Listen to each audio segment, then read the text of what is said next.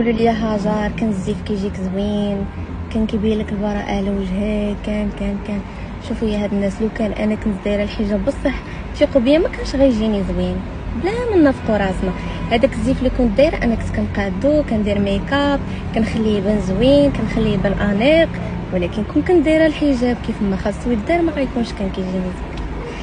يعني هذاك ماشي حجاب، الحجاب تديروا البنت باش ما تبانش زعما زوينه، وهذا باش يخبي الجمال ديالنا، هو الحجاب. اما الا كنتو نتوما عندكم شي حجاب اخر فشي بلاصه اخرى الله اعلم. انا ما بقيتش باغا نافق راسي، حتى نتوما عافاكم ما تنافقوش راسكم.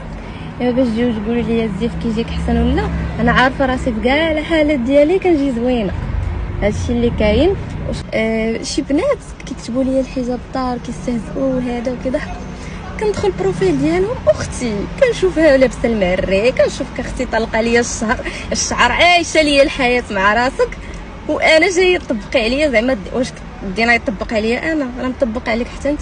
وقبل ما تشوفي بنت اخرى حيدات ولا ما دايراش، شوفي راسك بعدا. انت ما عندكمش الحق نهائيا تعطيو النصيحه نتوما بعدا اللي ما دايرين. حنا اصلا ما دايراش هذاك الحجاب اللي كتهضري، ما عندكش الحق نهائيا انك تهضري. ديري بعدا انت، سيري ديري ديك الحاجه انت الاولى.